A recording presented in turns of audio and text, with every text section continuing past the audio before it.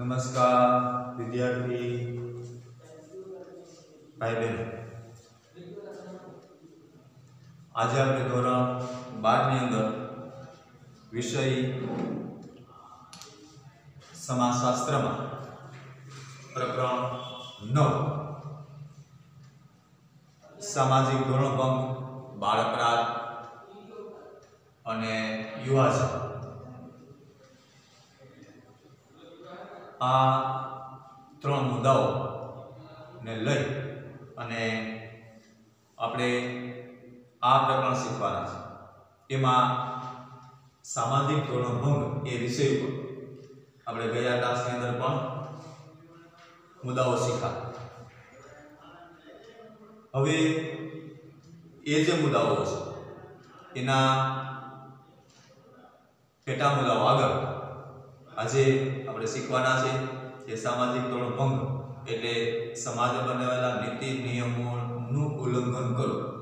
આપણી ભાષામાં આવું કહેવાય કે સામાજિક રીતે એનું ઉલ્લંઘન કરવું એટલે કે સમાજે બનાવેલા નિયમોનું પાલન ન કરવું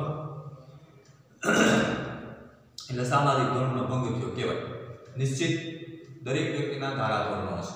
દરેક વ્યક્તિએ પોતાના જીવનની અંદર નિયમોનું પાલન કરવાનું છે। એ નિયમોનું પાલન નથી કરતા ત્યારે એ ધોરણભંગ ગણાઈ જાય છે। એટલે નીતિ નિયમોનું પાલન ન કરવું તે સામાજિક ધોરણભંગ ગણાઈ જાય છે। સામાજિક ધોરણભંગ વર્તનના લક્ષણો, તો કઈ રીતે એ સામાજિક ધોરણભંગ થાય છે તેના મુખ્ય લક્ષણો કયા છે? સામાજિક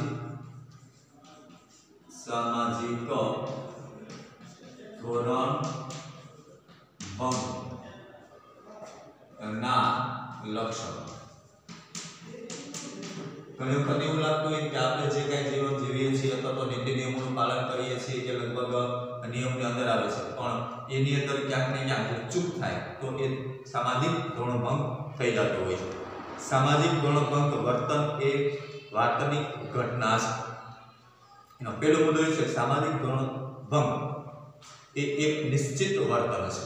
સામાજિક ધોરણભંગ એ સામાજિક ધોરણોનું પાલન કરવું તે નિશ્ચિત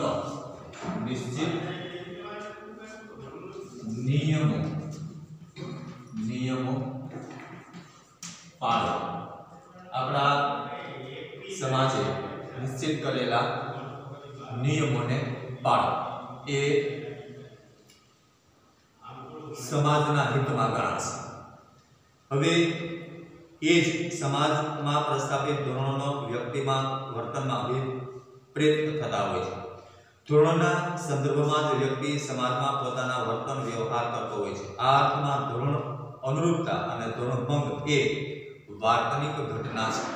એટલે ચોક્કસ પ્રકારનું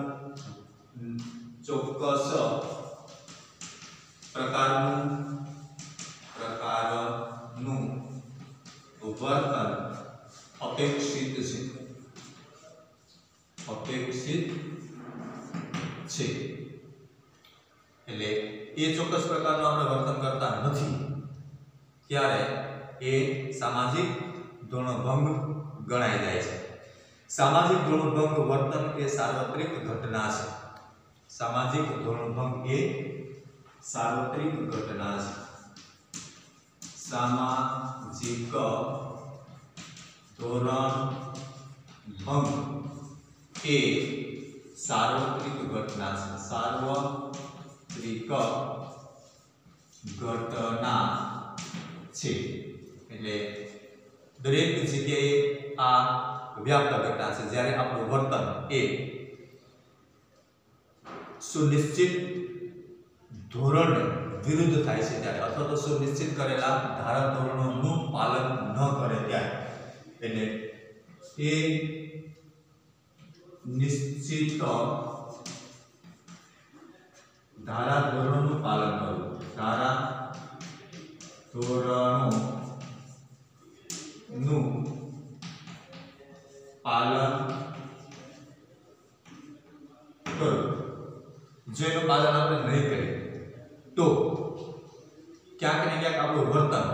એ સમાજની વિરુદ્ધમાં હશે, સમાજમાં બનાવેલા નીતિ નિયમોની વિરુદ્ધમાં હોય છે. એટલે વિશ્વનો કોઈ પણ સમાજ, પછી તે સાદો સમાજ હોય કે વિકસિત સમાજ, તેમાં વધતા ઓછા પ્રમાણમાં ધોરણભંગ વર્તન જોવા મળતું હોય છે. સામાન્યતઃ સમાજના દરેક સભ્ય પોતાનું ધોરણનું પાલન કરી વર્તન કરે એ ઈચ્છનીય હોય છે, પરંતુ હંમેશા સમાજના તમામ સભ્યોથી દરેક પરિસ્થિતિમાં ધોરણોનું પાલન કરવું શક્ય બનતું નથી અને તેથી ધોરણભંગ વર્તનની ઘટના સર્જતી હોય છે. આ અર્થમાં સામાજિક ધોરણભંગ વર્તન એક સાર્વત્રિક ઘટના છે એમ કહી શકાય.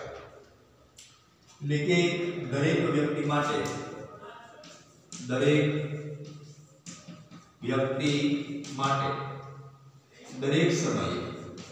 દરેક સમયે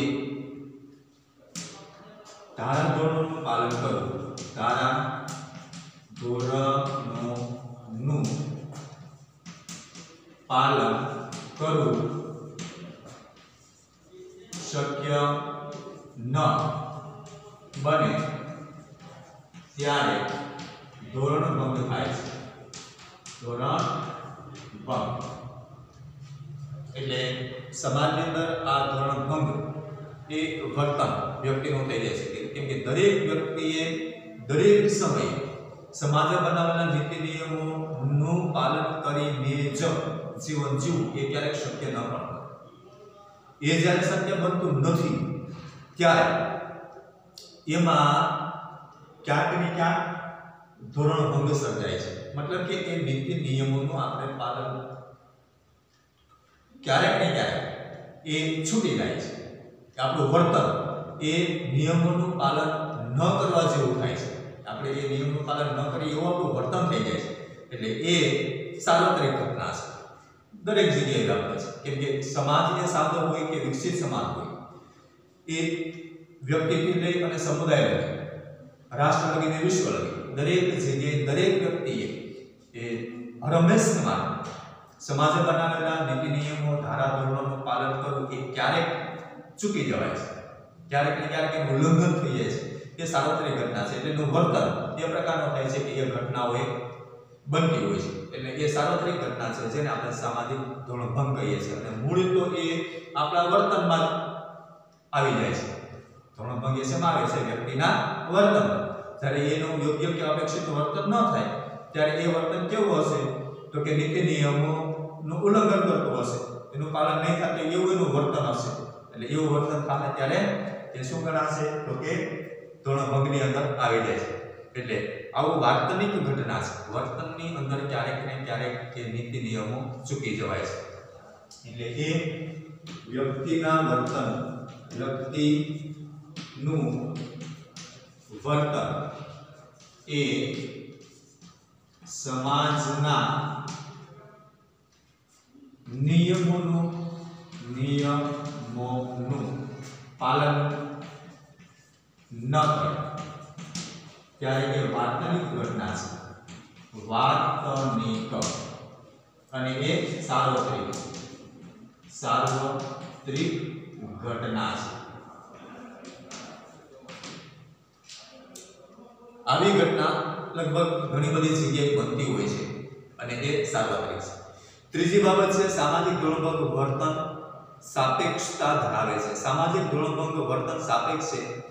એક સમાજમાં જે વર્તન ધોરણભંગ ગણાતું હોય તે વર્તન બીજા સમાજમાં ધોરણભંગ વર્તન ન પણ હોય. દાખલા તરીકે ગુજરાતમાં મદ્યપાન કરવું તે ધોરણભંગ વર્તન છે, જ્યારે મહારાષ્ટ્રમાં તે ધોરણભંગ વર્તન ગણાતું નથી. કોઈ પણ સમાજના ધોરણોને તે સમાજની સંસ્કૃતિ અને મૂલ્યો સાથે સીધો સંબંધ હોય છે. મૂલ્યો અને સંસ્કૃતિમાં તફાવત હોવાને કારણે તે સમાજના ધોરણો અન્ય સમાજ કરતા અલગ હોય તે સમજી શકાય તેવી બાબત છે. આ અર્થમાં સામાજિક ધોરણભંગ વર્તન સાપેક્ષતા ધરાવે છે. એટલે સામાજિક ધોરણભંગ વર્તન એ સાપેક્ષ છે. એટલે એ સામાજિક ધોરણભંગ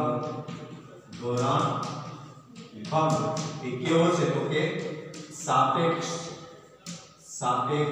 છે. એટલે કેટલાક સમુદાય માટે નિશ્ચિત છે, પછી સમુદાય બદલે તો એની સંસ્કૃતિ બદલવાની. આપણે આગળના પાઠમાં શીખી ગયા કે જ્યારે કોઈ નિશ્ચિત સમુદાય છે નિશ્ચિત સંસ્કૃતિ હોય છે સંસ્કૃતિ એટલે કે એના જીવન વ્યવહારની શૈલી આપણા જીવન વ્યવહારમાં જે કે આપણી જીવન જે શૈલીઓ છે એ મોટે ભાગે આપણી સાંસ્કૃતિક બાબતોને આધારે નિશ્ચિત થતી હોય છે એટલે સાંસ્કૃતિક બાબતોમાં તો તફાવત હોવાનો સમુદાય બદલે ત્યારે ક્યારેક ભાષાઓ બદલે ત્યારે ક્યારેક રાજ્ય બદલે ત્યારે દેશ બદલે ત્યારે કે રાષ્ટ્ર એ જુદું થાય ત્યારે અથવા તો રાષ્ટ્ર અલગ અલગ રાષ્ટ્રની અલગ અલગ સંસ્કૃતિ હોય છે અલગ અલગ સમુદાયની અલગ અલગ એ સંસ્કૃતિ હોય છે અને માનવ સમુદાય એ સંસ્કૃતિ પર નિર્ભર છે અને એ સંસ્કૃતિના ધારાધોરણોનું પાલન કરે છે એટલે સંસ્કૃતિનું ધારાધોરણનું જ્યારે પાલન કરવા ઈચ્છનીય થાય છે ત્યારે જ્યારે સમુદાય બદલે ત્યારે શું થશે કે એક સંસ્કૃતિ કરતા બીજી સંસ્કૃતિમાં થોડુંક તફાવત હોવાનો એમાં ડિફરન્સ હશે અને એ તફાવત હશે એટલે એમાં કાંઈક ને કાંઈક એવા પણ નિયમો હશે કે એક સમુદાય એ નિયમનો સ્વીકાર કરશે તો જ્યારે બીજો સમુદાય છે એના એ જ નિયમોનો સ્વીકાર નહીં પણ કરે એવું પણ બનશે ત્યારે એક સમુદાય માટે ધારાધોરણો નિશ્ચિત છે એ જાળવી રાખશે કે આ આપણા સમાજની અંદર નિયમ છે બરાબર છે ત્યારે એ નિયમો બીજો સમુદાય કદાચ પાલન ન પણ કરે એ અયોગ્ય કરે કે ભાઈ એ નિયમ આપણા માટે યોગ્ય નથી તો એ નિયમનું ઉલ્લંઘન કરવું એ એક સમુદાય માટે એકના એક નિયમનું પાલન કરવું એ જ નિયમનું બીજા સમુદાય પાલન ન કરવું એ સુનિશ્ચિત વર્તન ગણાશે જો દાખલા તરીકે એક ઉદાહરણ આપેલું છે કે ભાઈ દારૂ અથવા તો શરાબ આપણા ગુજરાતની અંદર દારૂબંધી છે આપણા રાજ્યની અંદર શરાબ કે દારૂનું વેચાણ અથવા તો પીવાથી અથવા તેનું સેવન કરવું આ અપરાધ છે ગુનો છે એની પર પાબંદી લગાવેલી છે પ્રતિબંધ છે કેમાં ગુજરાતમાં દારૂ પર પ્રતિબંધ છે જાહેરમાં આપણે અથવા તો ખાનગીમાં એ દૂષણ છે ત્યારે અને એ દૂષણને આપણા સમાજની અંદર આપણા રાજ્યની અંદર કે આપણી સંસ્કૃતિની અંદર પણ વિરોધ કરવામાં આવ્યો છે કે ભાઈ એનું સેવન કરવું જોઈએ નહીં આપણા માટે એ હાનિકારક વસ્તુ છે શરાબ છે એ દારૂ છે આપણા માટે હાનિકારક વસ્તુ છે આપણે સ્વીકારેલું છે અને એની ઉપર કાનૂની જે નીતિ નિયમો છે પણ લાગુ પાડવામાં આવ્યા છે એટલે અપરાધ ગણાશે પણ આપણા જ દેશના જે બીજા રાજ્યો છે તેમાં કાનૂની અપરાધ ગણાતો નથી શરાબનું સેવન કરવું કે દારૂ વેચવો કે પીવો એ કાંઈ એ ગુનો ગણાતો નથી અપરાધ ગણાતો નથી એના વર્તનની અંદર એ છૂટ છે આપણે આ પાબંદી છે પ્રતિબંધ છે વસ્તુ એકની એક છે દારૂનું સેવન શરાબનું સેવન પણ ગુજરાતની અંદર એ અપરાધ છે ગુજરાતની બહાર જાય તો અપરાધ નથી એટલે આમાં નિશ્ચિત વર્તન એ સાંસ્કૃતિક ધારાધોરણો ઉપર લગભગ મોટે ભાગે નક્કી થાય અને સંસ્કૃતિ છે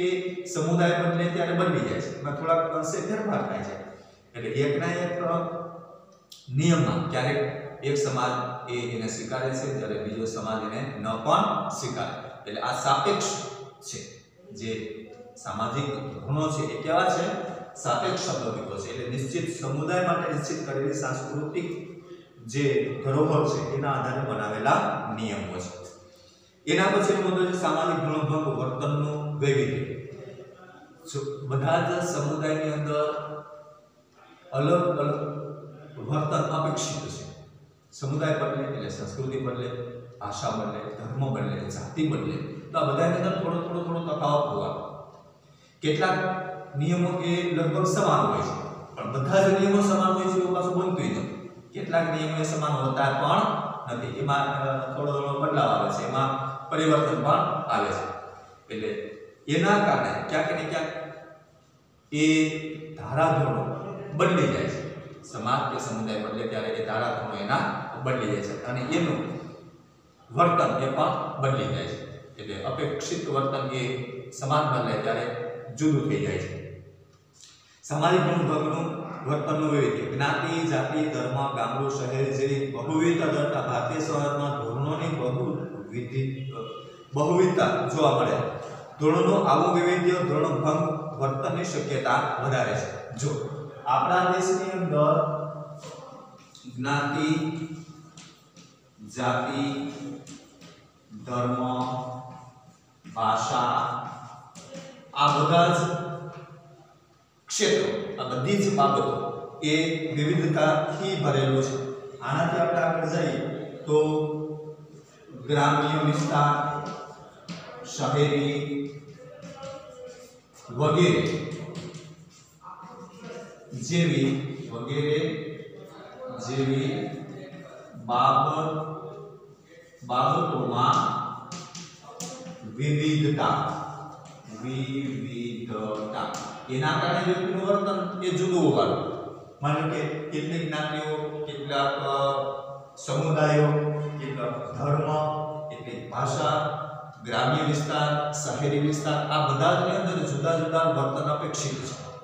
એટલે એ વર્તનની અંદર તો તફાવત હોવાનો જ.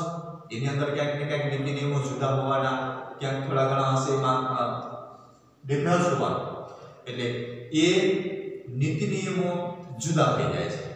સામાજિક ધોરણો છે એ ધોરણોની અંદર તફાવત હોય છે. ભાષા બદલે તો એના ક્યાંક ધોરણો જુદા હોઈ શકે છે. ધર્મ બદલે તો એના ક્યાંક સામાજિક કે સાંસ્કૃતિક ધોરણો એના જુદા હોય છે.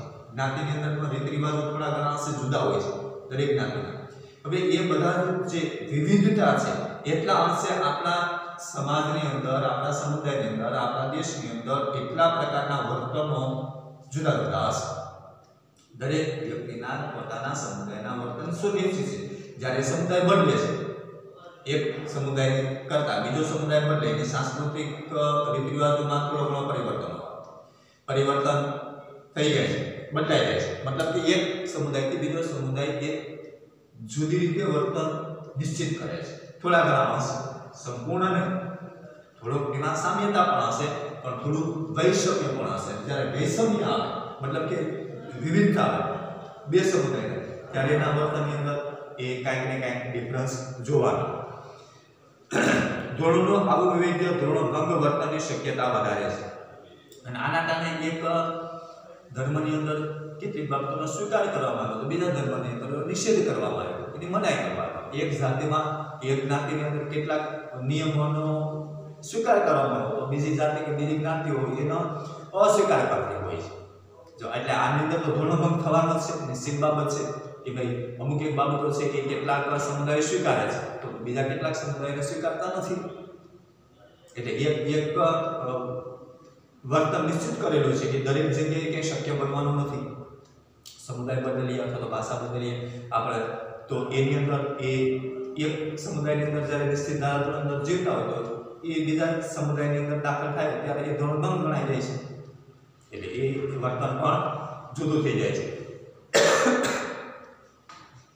ધોરણોના વૈધ ધોરણ ભંગ વર્તનની શક્યતા વધારે છે. આ વિવિધતાને કારણે ધોરણ ભંગની શક્યતાઓ વધી જાય છે. અને આપણા દેશમાં તો આવી કેટલી બધી વિવિધતાઓ છે. વિવિધતાની અંદર એકતા પણ છે. આપણે શરૂઆતના પાઠમાં જોઈએ તો વિવિધતાની અંદર એકતા છે, પણ એ વિવિધતાની અંદર કેટલીક વૈષમ્યતા પણ છે. અને એના કારણે ધોરણ ભંગ થઈ થવાની શક્યતાઓ વધી જાય છે. વિવિધતાના કારણે વ્યક્તિના વર્તન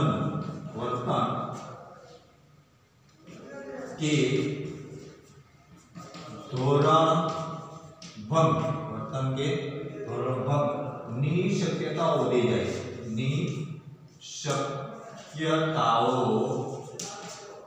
જાય છે. વધી જાય છે.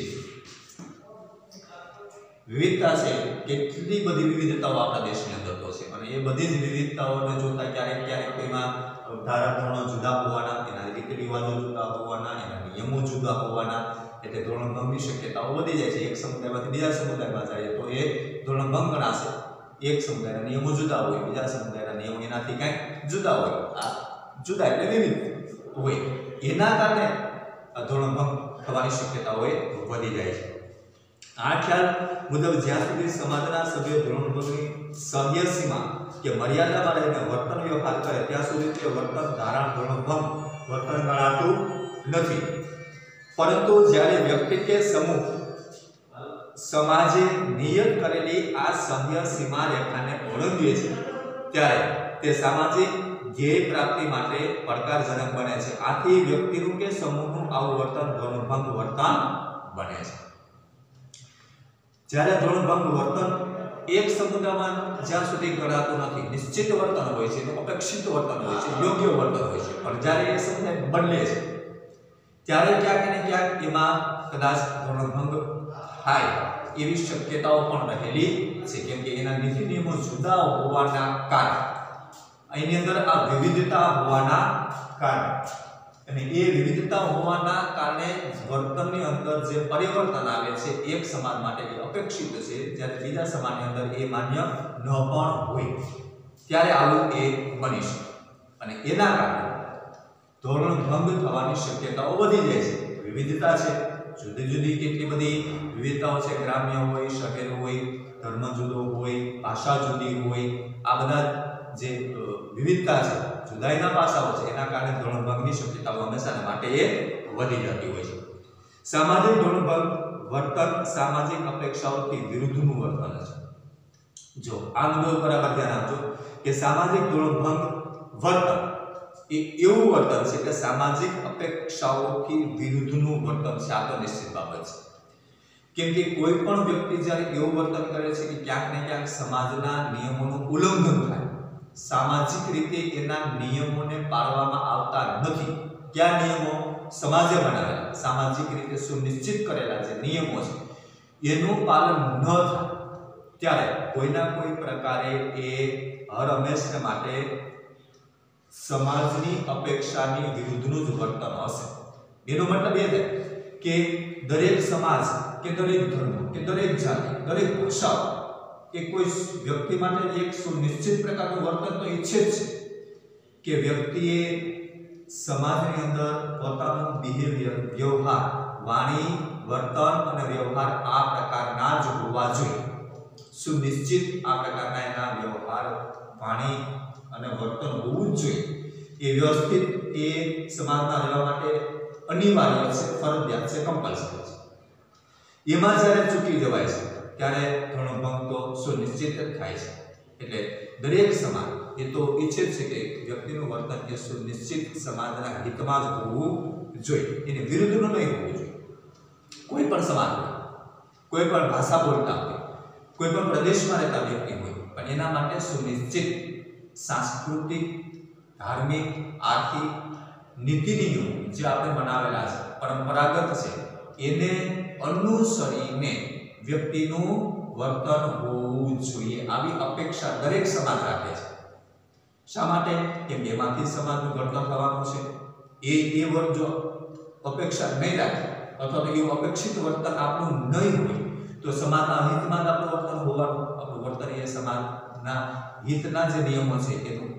ઉલ્લંઘન થશે અથવા તેનું પાલન આપણે નહીં કરીએ એનો અર્થ એ થાય કે ક્યાંક ને ક્યાંક તેનો વિરોધ થવાનો છે અને એ પાલન આપણે નહીં કરીએ એનો અર્થ શું થશે ધોરણ ભંગ ગણાશે કે સામાજિક રીતે એ નિયમોનો આપણે ભંગ કરીએ છીએ એટલે એ ધોરણ ભંગ છે એટલા માટે અપેક્ષિત વર્તન એ અનિવાર્ય બની જાય છે દરેક સમાજ પોતાના અસ્તિત્વને ટકાવવા વ્યક્તિના વર્તનનું નિયંત્રણ કરવા સામાજિક ધોરણો ઘડે છે સમાજને ટકાવી રાખવા માટે સુસંગઠિત રાખવા માટે વિકસિત કરવા માટે સુસંસ્કૃત રાખવા માટે દરેક સમાજ પોતાના નીતિ નિયમો બનાવે છે નીતિ નિયમો ઘડે છે અને એને અનુરૂપ જ વ્યક્તિનું વર્તન હોવું જોઈએ આ દરેક સમાજ ઈચ્છે છે અને હોવું જ જોઈએ તો જ આપણે આપણા આત્મિક વિકાસથી લઈ અને દરેક ક્ષેત્રે આપણે વિકાસ શક્ય બને તો સમાજ ટકી રહે સમાજનો ટકાવી રાખવા માટે પણ મૂળભૂત કારણ એ વ્યક્તિનું વર્તન જ છે નહીં તો કંઈ સમાજે ટકવાનું નથી એટલે સુનિશ્ચિત વર્તન એ અનિવાર્ય બની જાય છે આજનો તાસ અહીં આપણે પૂર્ણ કરીએ છીએ હવે પછીના તાસમાં જે ધોરણ ભંગના બાકી રહેલા થોડાક જ મુદ્દાઓ છે એ પછી બાળ અપરાધ અને યુવા અજંપાઓના જે મુદ્દા છે એ શીખવાના છે હોમવર્કની અંદર તમારે આ જ પાઠના મુદ્દાઓ આપેલા હશે અથવા તેના પ્રશ્નોત્તર આપેલા હશે એ તમારે હોમવર્કમાં લખવાના છે હોમવર્કની અંદર હોમવર્કની તમારી નોટબુક છે એમાં રોજે રોજનું લેસન ક્લિયર રાખવાનું રોજે રોજ હોમવર્ક આપણે આપણી હોમવર્કની જે નોટબુક છે એમાં લખી લેવાનું જેથી કરીને દર રવિવારે આપણે જ્યારે હોમવર્ક મૂકીએ છીએ ત્યારે એની અંદર આપણે એક જ દિવસમાં બધા હોમવર્ક આપણે આપીશું એટલે હોમવર્ક ક્લિયર રાખવાનું રોજનું હોમવર્ક લખી લેવાનું હોમવર્ક લખાઈએ પછી પણ આ પાઠનો અભ્યાસ કરવાનો વાંચવાનું જેથી કરીને આપણે પરીક્ષા લક્ષી પણ તૈયારી કરી શકીએ આજનો તાસ આપણે પૂર્ણ કરીએ છીએ.